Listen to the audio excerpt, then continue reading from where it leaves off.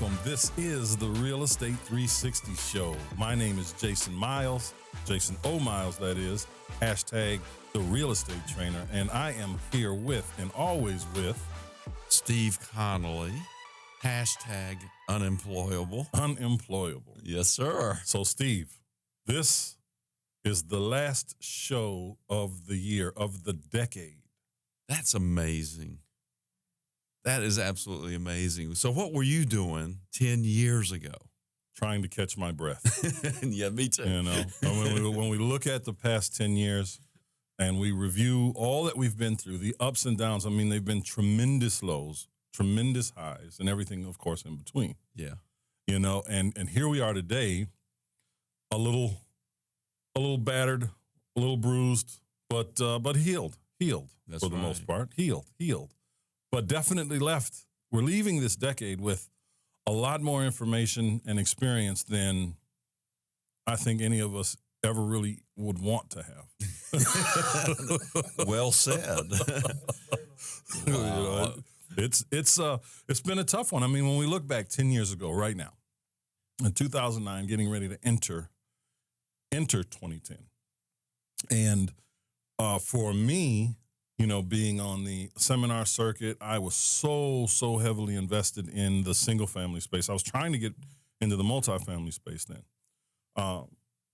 But the values just fell. Things we paid, you know, $80,000, $90,000 for were at that point selling at auction for 10 or 15 or even 5,000 in some cases.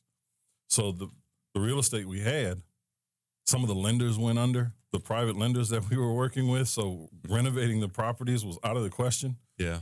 You know, because there was no money to get. If you didn't have a pocket full of money to get these things occupiable, livable, you know, they just sat there. And if you did, there was nobody there or no money around for anybody to buy them. No, you had to rent. Yeah. You didn't have a choice if you had the money to renovate them. And for us, I mean, we had so many of them. Yeah. You know, once we went in and renovated 10 or 15 of them, we were spent. Yes, So we had sir. 50. No, that's right. You know, we had 50. So we watched things just go away. Speaking engagements dried up. No one wanted to hear anything about real estate. You know, although that would have been a perfect time to acquire real estate for those that had money and time. You're talking about like 2010, the beginning of this decade. Absolutely. Yeah. Absolutely. You know, one of the things that happened to me in 2010 was I was sitting around, you know, I had a $500,000 house, a BMW, and absolutely no money. Yeah. You know, no cash. Yeah. And this guy called me up and said, hey, Steve, you know, you should be back in real estate. And I said, really, why? Why should I do that? Because he said, you know, there are some great deals out there. I said, well, yeah, I know that. That's not an issue. Yeah. He said, yeah, but there are some buyers too. And that really kind of flipped the light on for me. Yeah. And I got back. But it was it was an uphill battle. It was a slow process, relatively speaking. You know, now, I mean, when we look at a 10-year window, we're saying, wow, it's been a decade. You know, a lot has changed, obviously, in a decade. But for a lot of people that were acquiring things in 10, 11, 12, and even 13, you know, by 15, 16, you know, people were really making significant money again. Yes, they were. In the wholesale space and in the fix and flip space. So many people went into the rental market because they had to, but now they had an opportunity to really get out there and reap the benefits, you know. Yes, really sir. reap. I mean, we've bought properties from people that, you know, they bought, there was one deal in particular, you know, these folks bought these properties in 2013, I believe it was, for $30,000. Right. And, you know, we bought them for $130,000. Exactly. You know, I had one. which was a great deal. Yeah, no kidding. You It's know. all relative, isn't it? That's right. You know, and I had one in that same area that I had under contract to buy for $3,000. Yeah. And you know what? Somebody came in and stole all the wires out of it. And I freaked out and I canceled my contract. And then that bank, that was a bank. Of course, the banks are the only ones who had properties back then. That's right. And they sold that like in the next couple of weeks for $7,000 to somebody else. And I'm thinking, that was a great house. I should have just stuck with it. But, we look back and we said, okay, so these guys bought those for 30. I could have had this for 3,000. And if I'd have held on to it, for 5, 6, 8, 10 years, then I could have sold it for 130. But for me, the pain of holding that for 10 years is just not worth it. For sure. But we saw such rapid growth this decade. Yeah. I mean, what it took a year and a half, really, to wipe out values. Let's just call it 2. Right. It took 2 years to just wipe out values from the crash. Right. It took probably 7 or 8, not even a whole 10 years, for those values to get back to where they were prior to the crash. And most of that happened in the last 2 years. Yes. So really the rest of it was just, I don't know, foundation building or something. That's exactly what it was. It was creating a bottom. Right. Solidifying a bottom is actually what the banks were doing, because the market was on quicksand. Yeah. It was literally on quicksand. Yeah. So they had to find ways to create a bottom and make it happen. And, the big 5 banks were able to do that by just allowing the bottom to really just fall out. Now, well, I don't mean they let it fall out. What I mean to say there is, once it did, they were, like you said, the only ones with properties. And instead of going through their normal process and having a property sit and in their REO department and then list it with a broker and then wait for a while, which could take forever and ever, amen, to do, right? We know their process. Amen. It just took forever. But then they just sent everything to those auctions. Yeah. And they let the market dictate what the bottom was going to be. Right. They let the market dictate that. The property sold for what the market was willing to pay for it at the time, which was massively low, which is where anybody with some money that wanted to be in real estate would want to be, right? So, and now here we are, there were so many different things that occurred inside this decade that led us back to where we are. We saw massive job growth. We saw a shift in a lot of local economies, this one included, to now being more entertainment driven. It was already that, but now 10 years has been magical to the entertainment industry here in Atlanta, as well as the tech industry. Yeah. They have created jobs and brought so many jobs, so many people that are continuing to come, by the way, to the Atlanta metropolitan area as a whole, which has stabilized pretty much all the markets around here. Bouncing back to the entertainment topic. Yes. I know a guy who does, people say, hey, what do you do for a living? He says, I blow things up. He's special effects on a bunch of movies. And he did Porky's way back when. Yeah.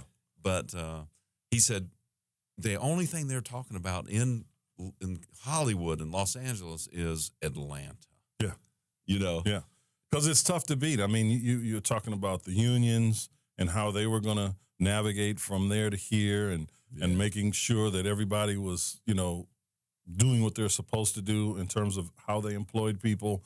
Then you had, of course, the big studios and how they were going to deal with Atlanta emerging as it did. You've got studios that are being built here. Seemingly, there's a new probably 3 or 4 that pop up every year, and they're not little ones. No, they're not. Screen Gems, Yeah. Pinewood, which is huge down in Fayetteville. Yeah, and they're shooting, like huge budget films. They're doing what's that whole Marvel Comics? Marvel Comics series things. They film all those things here. Yeah, they do that in Pinewood. Yeah. And they're booked out for like 2 years. They're totally booked out. Not that we would need to go there for anything, but, I might need a costume, It's amazing. I'm not going to wear tights, though, that's for sure. I was talking to a car salesman. This is no joke. Over the weekend, I was talking to a car salesman who also has on the side a, I don't know, it's a staffing agency, but for actors, whatever, casting agency. Is that it? Huh? Yeah, on the side. That's his side hustle. You know, that to me, that feels like something that you'd have to kind of dedicate a little time to. You know what I mean? Yeah. Because I know the car business requires you to dedicate a lot of time to it. You've been in that. Yeah. You know, doing headshots for people and rubbing elbows with, casting directors and producers and whatever else you got to do. Seems like it takes a lot of time. Yeah. A lot of hobnobbing. So he does well with that. It seemed to me like that would be the number one, and his car thing would be a side hustle to me. It looks like he does better in the car business. Okay. Point is, though, that people are creating their own opportunities because of what has come to this city. Yeah. Or the metropolitan area. Well, most people don't realize that, 80% of the economics that happen is not corporate and big business. It's small business. That's right. And that's what runs this country. That's right. That's what drives the economy. But what constitutes a small business? Yeah, well, that's a good question. That's the thing. Right. That you've got to have, I don't know, small business in the government's mind is big business to us little guys. Yeah, that's right. But let's take a break and talk a little bit more about this thing in review. We'll Buy Your House. Click 833willbuy.com. That's 833WELLBUY.com. Or call 833-WILL-BUY. Se habla español. Llámanos. Call us today. All right, we are back. We are back. Thank you for staying with us, everyone. I appreciate that. But listen, let me just bring up a couple things here real quick. I want to thank everyone who has taken the time to listen to us on a podcast, whatever the platform is, iTunes, Spotify, Google, YouTube, the website, Real Estate 360 Pro Show. I always get that part. That's all right. We are the pros, right? Real-estate360show.com. That's correct. But you can go there and do all kinds of things. I mean, we talk about our application for the scholarship that we're going to be offering. We want people to get there now. Really start to see if this is what you want to do. Go to real-estate360show.com and fill out that application. Everything is on that site. That's right. Our videos from the show here, our seminars that are coming up. Yep. That application to be a mentor student with us for 1 year. Yep. And do some of the stuff that we talk about here every single week. Wouldn't that be fun? Absolutely. I mean, it's a life-changing event. I mean, when would you have an opportunity as a beginner, right, as someone who would be less than a novice, to come in to all of the resources that successful real estate investors are already using? I know. And, how much would somebody, like you and me charge for a mentor student for a year? 6 figures? I mean, it's $1 billion for me. Yeah, $1 billion. No room and board. That's extra. Room and board is extra. $1 billion, and then it's another, probably $15,000 a month for room and board. You know what I mean? That's to live and breathe a lifestyle, right? The point is, just to make sure we're all on the same page. The point is, it's really priceless. It is. What is it? I mean, you and I, we could go to any pretty much decent sized town in America and with nothing. Right. We could find a pen and a piece of paper somewhere. Right. That's right. Probably for free. And all we need is a little transportation and an internet access. And so I was challenged with this several years ago. Okay, yeah. And I was speaking to the faculty at Arizona State University, and which was an honor just to be invited to speak there, to be honest with you. Absolutely. I mean, and thank you guys again. So it started with me getting on a group call with an investment group talking about how they would invest in their particular market. And all they said was, we can't do that. Those deals don't exist here. And I'm like, it's Arizona. I mean, you got Phoenix and Tucson. You guys have opportunity up the wazoo. It may not be a 50 cent on the dollar deal, right? But it's relative to where you are geographically, what a deal looks like that is. Mm-hmm. So I was tasked with this by the faculty members on that call. Set up a time. I went out there. I got out there, I think it was a Thursday afternoon. And they put a retainer. They gave you a $1 billion retainer to do this, right? No, nothing. No. This was to prove a point. Okay. This was just to prove a point. Now, they did pay for me to come out there, and I got to, but I didn't have a speaking fee per se. Right. This was literally just to prove a point. Cool. So they had a meeting that was going to be on Saturday. I got out there Thursday. It was early afternoon, probably late morning when I got there. I went to the hotel. I put on some shorts, a T-shirt, a towel, and I grabbed my gallon of water because it's scorching hot out there. And I got a hotel in a neighborhood that I'd already identified. Right. And I went walking through that area, literally knocking on doors. Of course, I had my cell phone and a notepad, which I sweated out, because it is hot out there, man. I mean, it is so hot out there. It's unbelievable. It's the only place I've ever been where they have heat advisories and they tell you, you have to bring your dogs in, your animals. You can't leave your pets outside on certain days, Wow. But, I mean, it's 115 degrees and that's normal. It's ridiculous. I can go on and on about That's this. not normal. It's normal to them. I was exhausted. I mean, I was so tired that entire time. So I went on this walk and I was knocking on doors, created 3 opportunities for the time that I was out there because I simply couldn't take it anymore after a couple of hours. But the point is, it was probably 2 or 3 hours that I was out there. I made some telephone calls to people that had signs for rent, for sale by owner, Sure. Those kinds of things, and made some deals.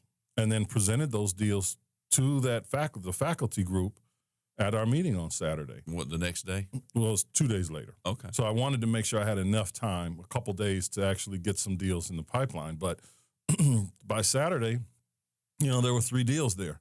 And that's just me probably spending about 5 or 6 hours knocking on doors. Yeah. That's it, making telephone calls, but that's it, and knowing what to say. It's, people ask us all the time, where do you find these deals? And that's not the right question. Yeah. The right question is, how do I recognize a deal when one shows up? Yeah.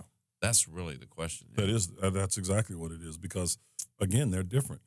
You're not going to go everywhere USA and get the kind of deals that we are looking for in metropolitan Atlanta. And who knows how long that's actually going to last, the way this city's growing, right? I mean, I don't know. That's right. So you have to be able to shift. This place is big enough, so we can move out of one area into another. Oh, absolutely. It's not going to happen overnight. That's for sure. Not at all. But inside the perimeter, man, that's going to happen really fast. For sure. I mean, there's only so much of that left anyway inside the perimeter.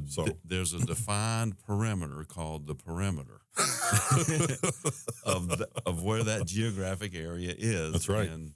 And I don't think you can go wrong if you just buy something. Yeah, I don't care if you pay retail for it. Yeah. Live there, rent it, do anything. Just hold it for about 10 years and then sell it for double or triple, what you paid for it. Yeah, that's what we like. We want to do that. But, there's also been another very interesting dynamic that has entered, this industry. And that, as we always talk about, is Zillow. Oh, yeah. Now, Zillow is more than just a place to go and find things. People talk very, very badly about Zillow, right? But I believe that Zillow intentionally makes these numbers be what it is because they had ulterior motives. They knew the direction they wanted to steer this company. And we saw that happen. Well, we heard about it last year and we saw it implemented this year with Zillow Offers. Right. Exactly. Zillow, everybody always asks, can you really make money wholesaling real estate? Oh, I don't think so. Everybody's doing it, blah, blah, blah, all this craziness, right? Well, why would a big company like Zillow say, hey, you know what? I think we're going to start wholesaling deals.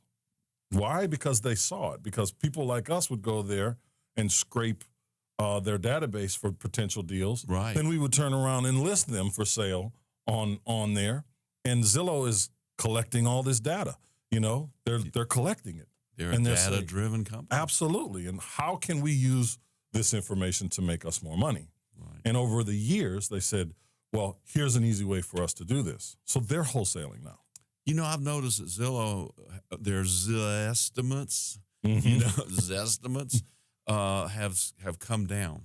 Right. Because they used to be like way up, way down, bouncing all around. But now they're kind of tracking it, and they're usually under whatever somebody is asking for the house. Right. I've noticed Right. that changed in the last year or so, and it's a lot more stable, but still, you and I both know that Zestimate thing is kind of nonsense. Right. Really. But a lot of that is like, if you look at the market trends, you can look at it for a neighborhood, you can look at it for a zip code, you can look at it for a city, right? You have to go inside there and look for those, though. Right. I mean, they're not that difficult to find, but when you look at that, they're pulling that data when they on their Zestimate. What they're doing there is saying, okay, here's what the market is saying. Here's what it's been doing. We watched the flat line. We watched a little bit of a dip, about 10% dip, Right. and then it's just kind of sitting there, and it's plateaued. So they know that, but they're also forecasting better than they were before because of what they want to do in terms of placing making offers, and attracting that other business, because they weren't making a ton of money from the little bit of money they were charging realtors right, to receive telephone calls that they may or may not call back. That's by the way. right. So- Yeah. Where we're going with some of that is, can you make money in the real estate industry? And this is, like we mentioned in the first segment, the end of this decade. So the question is, where do you want to be at the beginning of this next decade coming up? And January the 18th, we have a seminar, and it's, guess what? It's on realestate360show.com. And 2 hours, and it is how to earn a living while you're building wealth in real estate. That's right. And just to be clear, this isn't one of those free $2,000 seminars, that you go to, and there's this brief overview, and then there's a pitch for a 3-day weekend. This isn't what that is. This is actionable information. We're going to talk about what we want to talk about, but we're going to ask you where you are in your business. What kind of hurdles and obstacles are you experiencing right now, and offer you some solutions there for you to get over it and past it and on to where it is you want to be. This has nothing to do with us making $1 million in a weekend. No. This has everything to do with developing relationships with people that we can cultivate over time by giving you the information that you need to find success in your business the way you want and need to do it. It's as simple as that. How many people would we have to have at this seminar at $20 each to make $1 billion? Oh my God, we'd have to have a lot. But hey, let's take a break Yes. and get right back at it.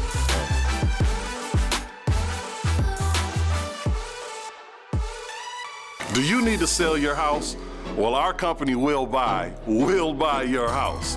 We make the process very fast, very easy, and it's all cash. All you have to do is give us a call today. We'll buy your house. Click 833willbuy.com. That's 833WELLBUY.com. Or call 833-WILL-BUY. Se habla español, llámanos, call us today. Welcome back. Real Estate 360 Show. Yes. My man, Mr. Jason O'Miles. My man. Hey, where are we going with all this? What does it all mean? What does it mean? We're going straight to the bank, baby. No, listen, you guys, if you can hear the sound of my voice, you know that there are ups and downs in every aspect of life and business, right? Yes. So there are always going to be market corrections. It doesn't mean it's the end of the world. Stop listening to the talking heads and the pundits. They are there to make a buck off of your fear. Okay? And look, none of us are getting off this planet alive, right? That's true. All right. So what are we going to do while we're here? Except are you the blue going to guy I'm sit at watching. home and watch, Jeopardy? And the astronauts. There you go. Oh, the afterlife. I don't want to talk about that right now. Afterlife and the present life are the same. It's all the same. There is no before. That's right. Or after. There's only now. That's right. Dun, dun, dun. All right. Dun-dun-dun. So anyway, but in the meantime, we are here in this illusion, so we might as well make the best of it. That's right. So what are we going to do? Are we going to sit at home and watch Jeopardy, or are we going to jump in and play the game? That's right. So you guys, listen, if you're not doing real estate and you want to do real estate and you're listening to this show or you're watching us because you want to do real estate, it's time to take action. Simple as that. No more talking about what you want to do. Just do it. You don't wait for the perfect time, because guess what? It never comes.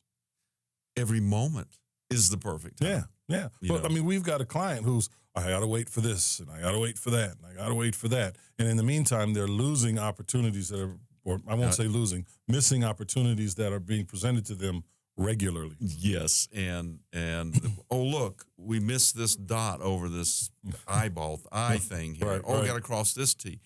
Yeah, that's great, but let's do it. And can we finish? Yeah, exactly. So- Because time is time, man. I mean, it's the one commodity we can't get back. But I want to talk a little bit about what it really is that we're doing. We're just looking for values. Mhm. We're just looking for the gap.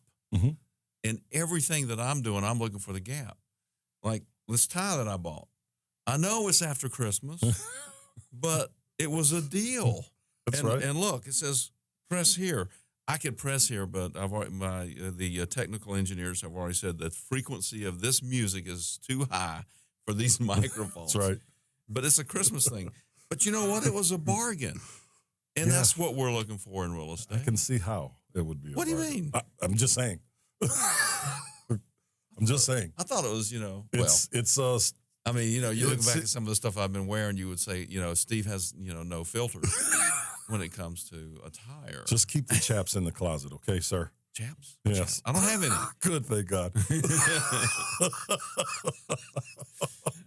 But anyway, this is about recognizing the gaps in perceived value, So Sammy, our realtor, Yes.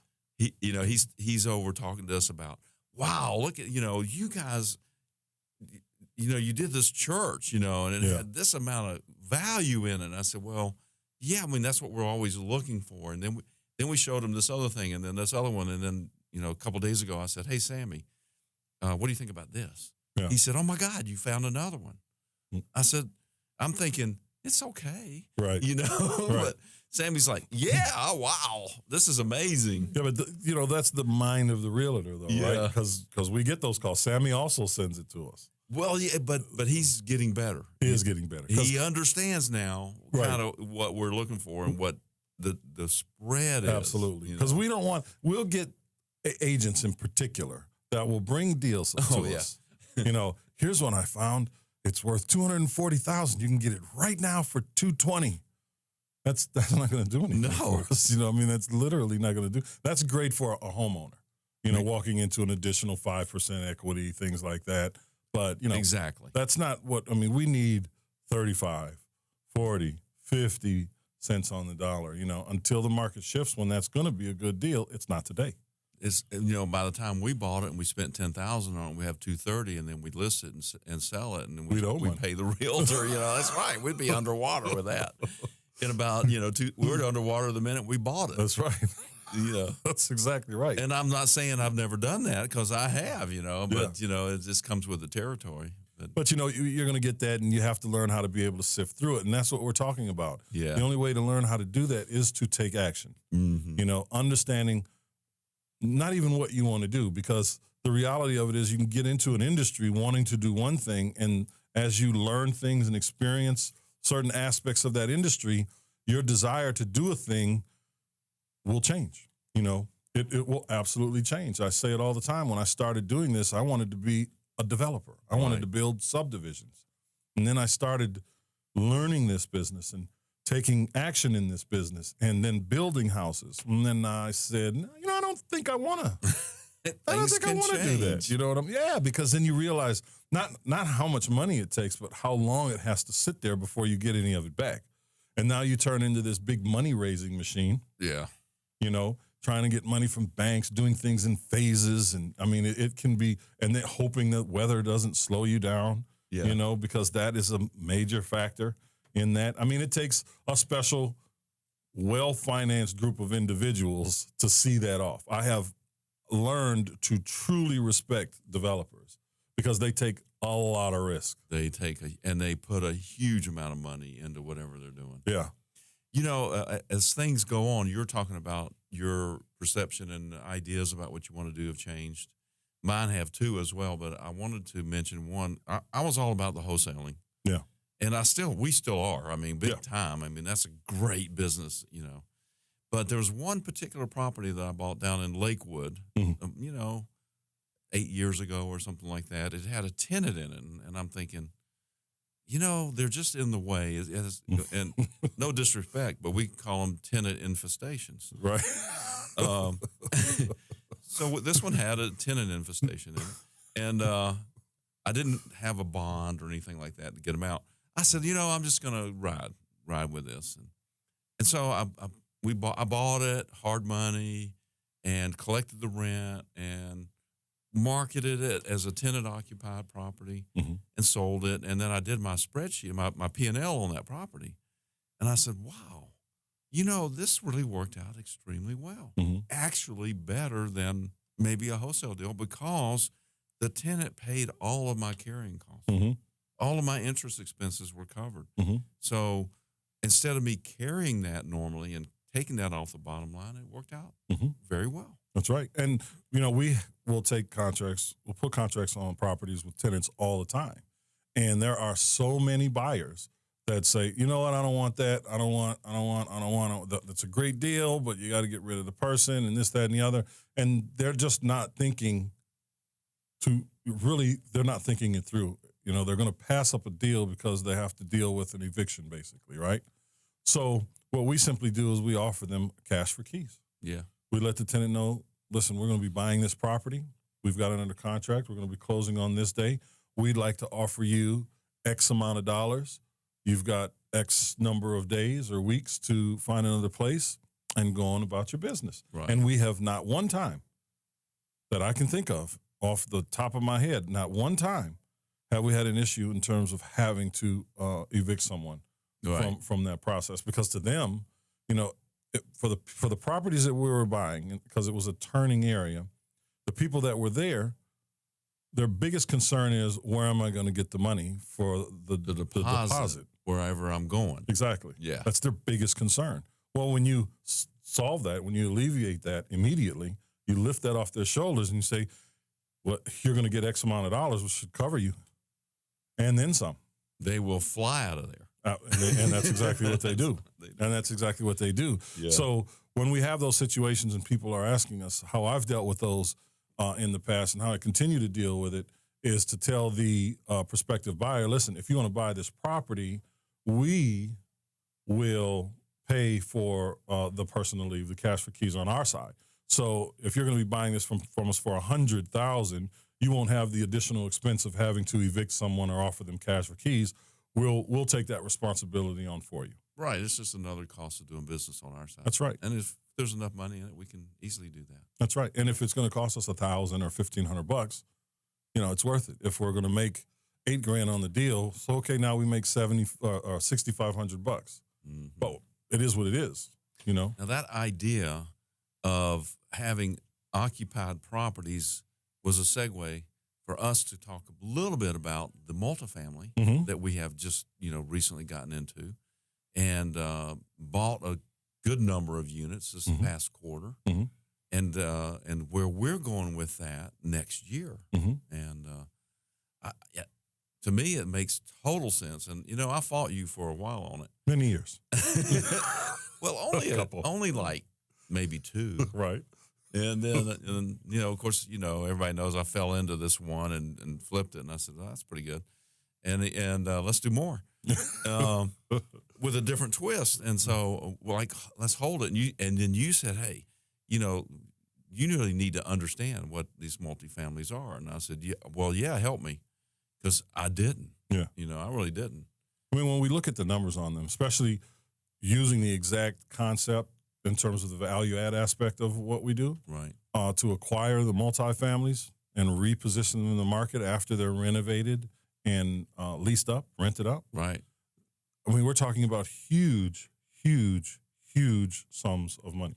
Right. Not just the cash flow. The cash flow is the cash flow. It's the cash flow. I mean, it's not the cake, it's the icing on the cake.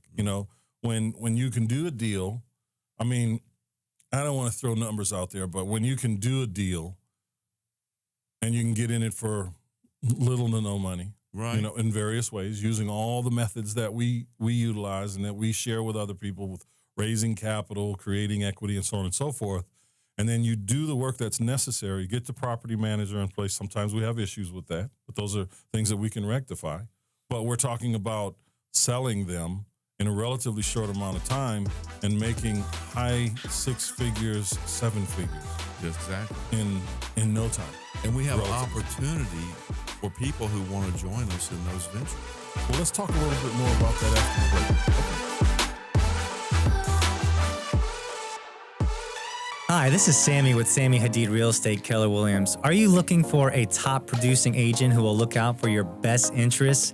Top dollar on the sale of your home, a well-negotiated contract, an efficient closing?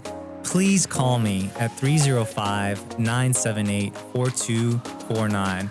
I'm more than happy to set up a consultation. I'll put together a proposal for you to net top dollar for your home, what it is that I'm doing to get all my homes sold. Then you can decide what's best for you. Again, I'll do whatever it takes to get your home sold for top dollar, and I promise you that I will protect your equity with my life. 305-978-4249. Sammy Hadid, Hadid.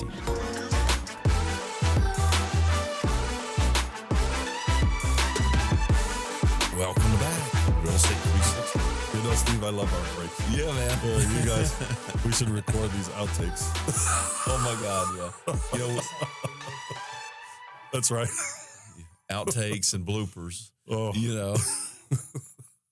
All right, so multifamily. Yeah, multifamily. So, you know, if you had just told me at the very beginning, Steve, listen, the multifamily is just like that single family you did where you had a tenant in it and it paid your overhead. Right. And then you sold it later after you fixed it up and you made a big spread, except for you multiply that by 100. Yeah. That would cover it right there. That's right. That's right.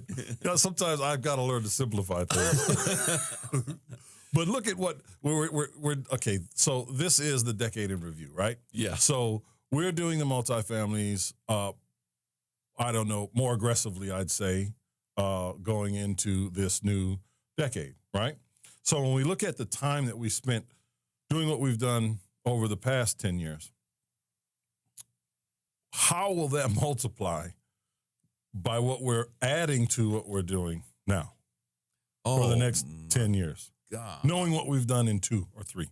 You know, that's something that, you know, I love to do these spreadsheet pro formas and project out and do all that. Yeah. I haven't done that in a long time, and I'm not even going to even start thinking about doing that because it's so big, I don't think I could do it on a spreadsheet. Yeah. I mean, because it just keeps going. I know. You know, it just compounds. The compounding factor of this is magnanimous.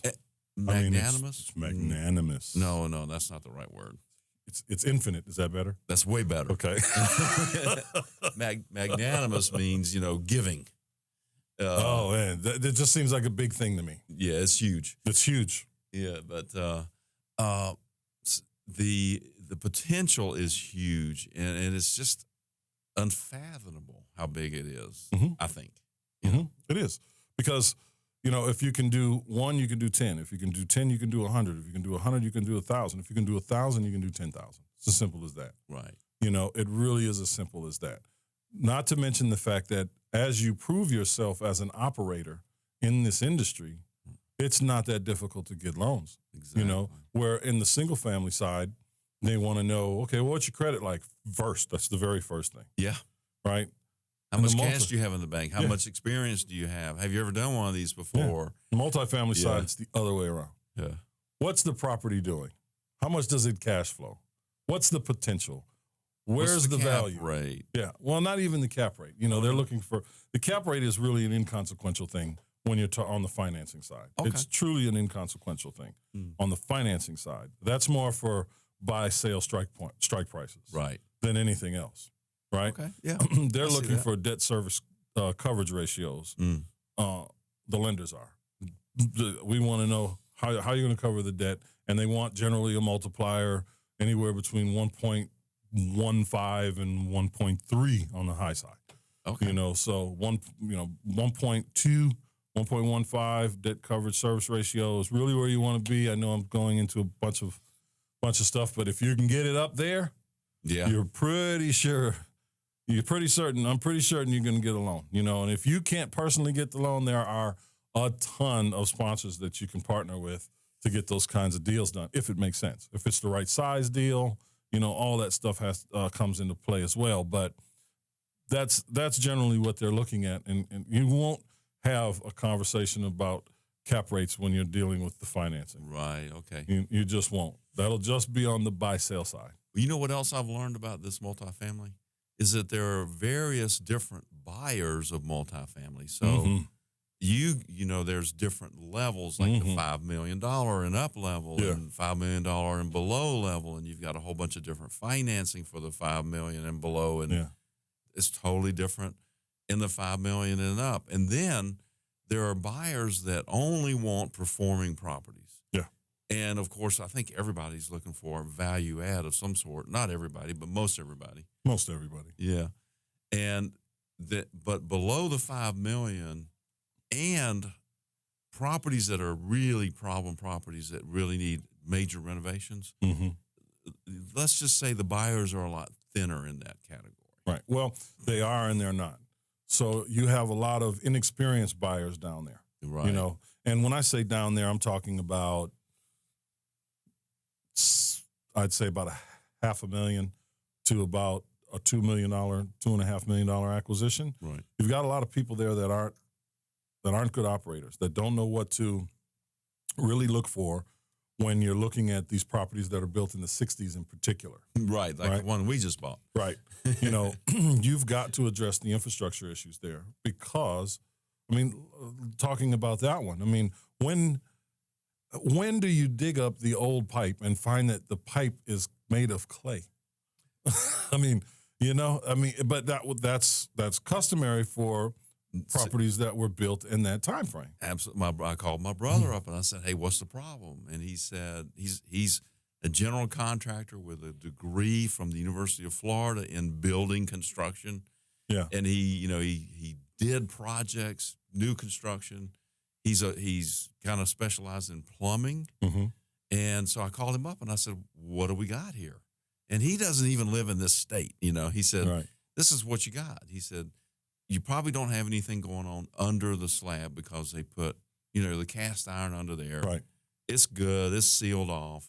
But what they did was they put terracotta pipe or this stuff called orange peel or something, which is nothing more than roofing paper rolled up into a pipe." That's crazy. What? He said, "Yeah, that's called plumber's job security." Something along those lines. Yeah. He said, "Look, the reason to come back. That stuff's only good that only lasts you like 40, 50 years, and then you got to dig it up and start over." Yeah. And that's what you we've been gotta doing. Do. That's right. That's what you got to do. But you have to buy it with that in mind. Yes. Because if you're not aware that you've got a $50,000 exterior plumbing situation, that you could put you behind the 8-ball financially. Absolutely. It could absolutely do that. Yeah. But that's great if you plan to resell it. Whether you're doing a reposition, a 5-year, a 7, 10-year hold, whatever that is, when you can go to market and say, this has all been replaced. It's been replaced on this year. Here's what we did. The roofs, the HVAC, the electric, the plumbing. Those are the major infrastructural issues that people do not want to deal with. And when I say people, I mean experienced operators do not want to deal with when they're looking at properties that are built in the 60s and now the early 70s. They are finance people. They're not construction and renovation people. And to find the combination of that is a rare thing, and they just don't want to do it. No, why would they? Yeah. I don't want to do it. And we're doing it. Yeah. But for us, it was a way to really get in, create substantial value. Absolutely. Substantial value. And move into the things that, we want to do. You talked about some of the operators that, that may not be looking for value add. Well, those are your big institutions, Absolutely, right? Yeah, the super wealthy.